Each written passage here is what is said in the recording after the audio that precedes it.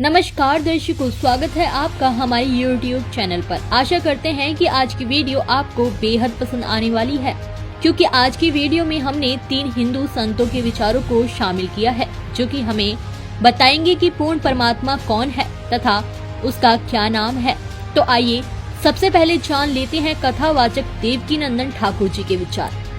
महाराज जी, कृपया कर बताएं कि पूर्ण परमात्मा कौन है तथा उसका क्या नाम है। एक ही है जिन्होंने खुल के कहा है कि मैं भगवान हूं। गीता में श्री कृष्ण कहते हैं मैं भगवान हूं, मैं ही संसार का रचयिता हूं। तो अभी आपने सुने देवकीनंदन ठाकुर जी के विचार, जिन्होंने बताया कि पूर्ण परमात्मा विष्णु अवतार श्री कृष्ण जी हैं।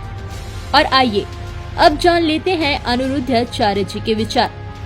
महाराज जी, कृपया कर बताएं कि पूर्ण परमात्मा कौन है तथा उसका वास्तविक नाम क्या है। भगवान का नाम है नारायण। जब हम कहें भगवान तो भगवान से अर्थ है भगवान नारायण। वह नारायण 3 रूपों में जाने पहचाने जाते हैं। उन्हीं नारायण को कोई ब्रह्मा के रूप में पूजता है और कोई शिव के रूप में पूजता है। अभी आपने सुने कथावाचक अनिरुद्धाचार्य जी के विचार, जिन्होंने बताया कि पूर्ण परमात्मा श्री हरि अर्थात नारायण है। और आइए अब जान लेते हैं संत रामपाल जी महाराज के विचार। महाराज जी, कृपया कर बताएं कि पूर्ण परमात्मा कौन है तथा उसका क्या नाम है। अपनात्माओं, इसलिए परमात्मा कहा करते मोती मुक्ता दर्शत नाही, ये जग है सब अंदरे, दिखत के तो नैन चश्म, इनका फिरा मोतिया बंदरे। ये दिख है विद्वान पुरुष और महर्षि को हमें, इनका मोतिया बंद है। जिसका मोतिया बंद हो आंखों में, आंखें तो दिखाई देती हैं जैसे बड़ा स्वस्थ आंखें हैं, सब कुछ दिखता होगा, लेकिन वो नपट अंधा है जिसका मोतिया बंद हो गया दोनों आंखों में। तो परमात्मा कहते हैं कि तुमने ये महर्षि दिखाई दे, गुरु ब्राह्मण दिखाई देते हैं, ये मंडलेश्वर, इनका मोतिया बंद हो रहा है। अपने सदग्रंथों में लिखी हुई सच्चाई का नहीं पता और फिर निराकार कहते। अब दिखाते हैं आपको परमात्मा की सारी स्थिति। देखिएगा ऋग्वेद मंडल नंबर 9, ऋग्वेद मंडल नंबर 9 अब दिखाते हैं, और सूक्त नंबर 86। ये है ऋग्वेद मंडल नंबर 9, 10 इकट्ठा अनुवाद है। ये है सार्वदेशिक आर्य प्रतिनिधि सभा, महर्षि दानंद भवन, रामलीला मैदान, नई दिल्ली से ये प्रकाशित है। और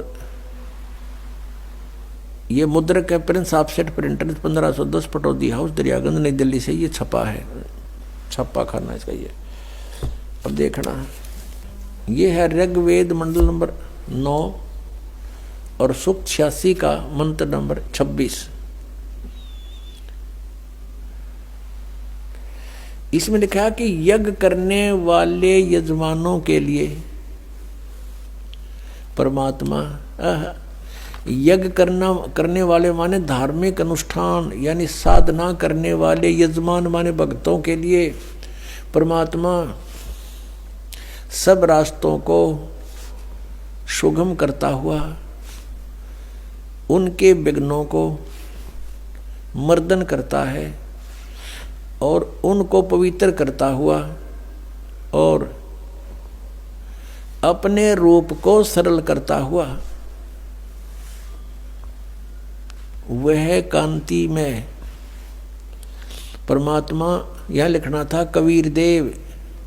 कवि कोई भी सर्वज्ञ नहीं हो सकता जिसको सारा ज्ञान हो। कवि कविता बना सकता है, ये कबीर देव लिखना था यहाँ पर। वो कबीर देव विद्युत के समान यानी आकाशीय बिजली की तरह सेकंड में नीचे आ जावे, क्रीड़ा करता हुआ, ऐसे लीला करता हुआ वर्णीय पुरुष को यानी अच्छी आत्मा को प्राप्त होता है। अच्छी आत्मा को आके मिलता है, जैसे आदरणीय धर्मदास जी को मिले, आदरणीय नानक साहिब जी को मिले, आदरणीय मुलुकदास साहिब जी को मिले, आदरणीय दादू साहिब जी को मिले, आदरणीय गरीबदास साहिब जी गांव छुरानी जिला दद्दर हरियाणा वाले को मिले, आदरणीय गीसा दास साहिब जी गांव खेखड़ा यूपी मेरठ वाले को मिले। तो अच्छे पुरुष को आकर प्राप्त होता है। वो कहाँ रहता हो भगवान? 27वें श्लोक में, ऋग्वेद मंडल नंबर 9 और सूक्त नंबर 86 का 26 पढ़कर 27 में पा गए। इसमें इन्होंने ये जो निराकार मानते थे भगवान को और वेद बता रहे हैं, वह परमात्मा प्रकाश पुंज को, परमात्मा को, जो परमात्मा ध्रुवलोक के तीसरे पृष्ठ पर विराजमान है, वहां रहता है।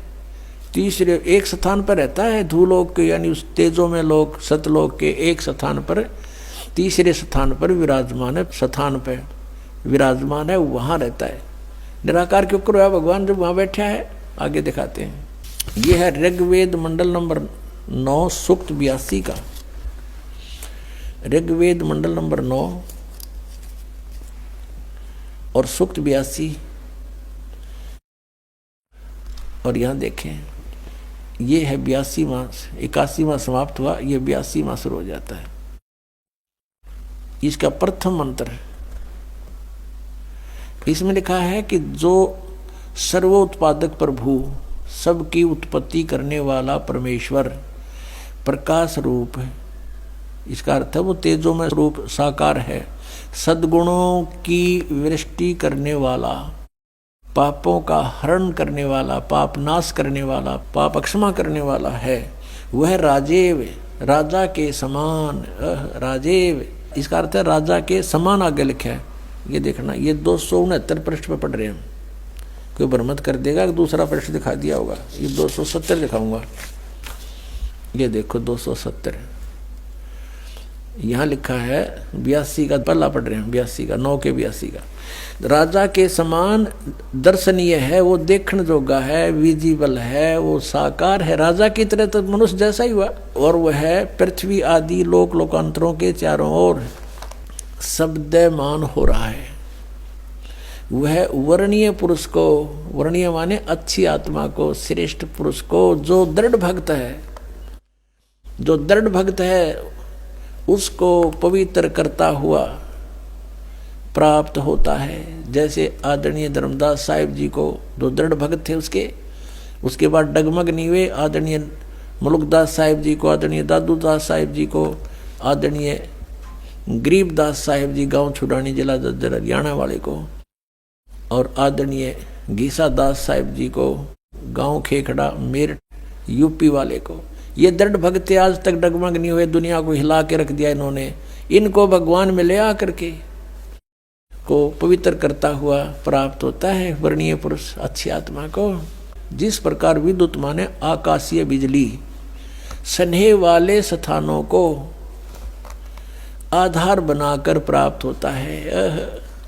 देखो कितना स्पष्ट किया इन्होंने। ऋग्वेद मंडल नंबर 9 और सूक्त नंबर 81 में कति कंसेप्ट क्लियर कर दिया कि वो परमात्मा राजा की तरह देखने जोगा है। राजा का अर्थ है कि वो शक्तिशाली होता है, मनुष्य सदृश ही है, राजा के समान है और साकार है, देखने जोगा है।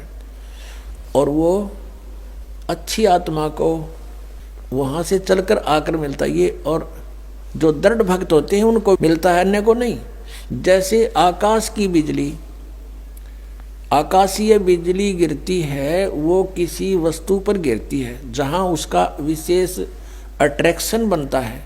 पुराने समय में जब कांसी धातु के बेले थाली हुआ करते प्रांत, और उनको अगर वर्षा के दिनों में कहीं बाहर वो पड़े रह जाते तो हमारे बुजुर्ग दादी माता कहा करते थे कि कांसी के बर्तन पर बिजली गिर जाती है, जब उसका संयोग होता है ऊपर से गिरने का, तो वहाँ अवश्य उसी को तुरंत वहीं आकर के अट्रैक्ट होती है, उस कारण उस खिंची आती है, उसी पर गिरती है।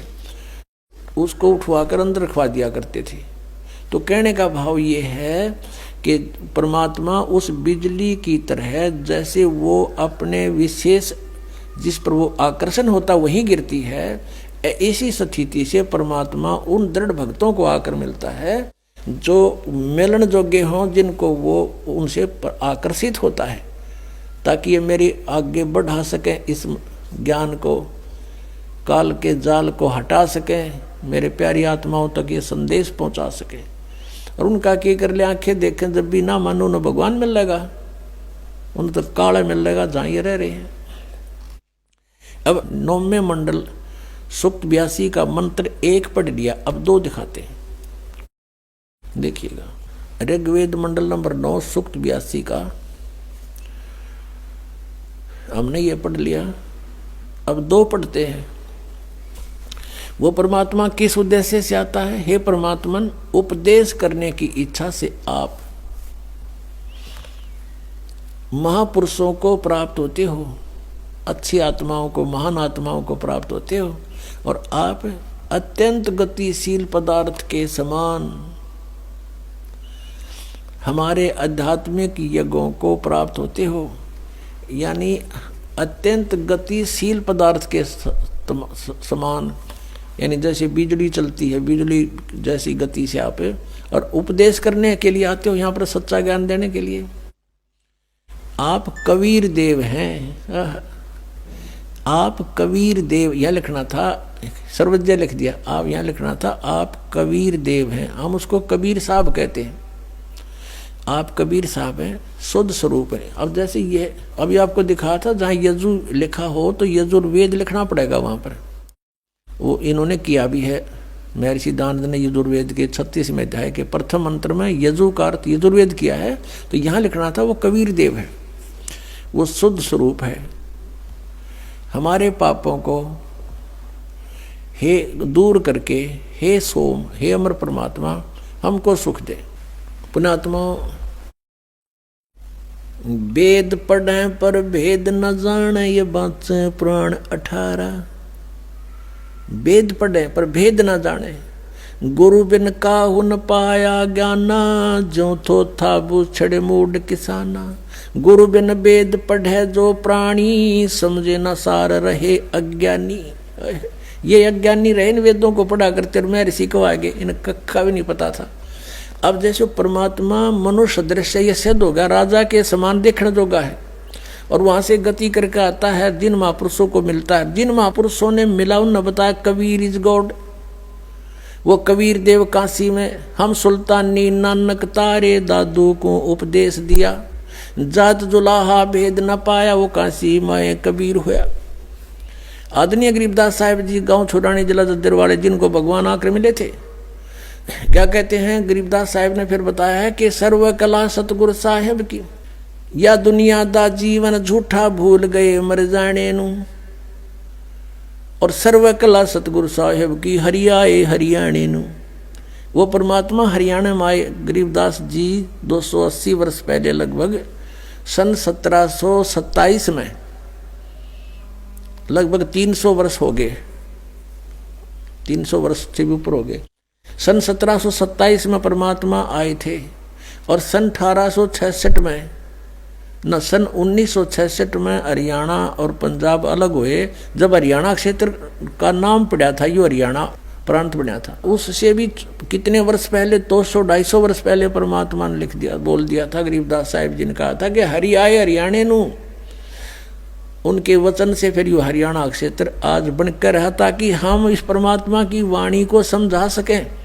अगर ये वाणी 200 वर्ष पहले बोलते, 100 वर्ष 50 वर्ष पहले से बोलते, तो कौन से कहाँ थे? हरियाणा था ही नहीं, जब नाम निशान नहीं था। तो ये हरियाणा बनवा दिया, रीबिया वाणी हमारे को याद दिला दी कि हरि आए हरियाणे नू। इनको पता था मालिक का कि इस वाणी का कहाँ आवश्यकता पड़ेगी, किस समय में।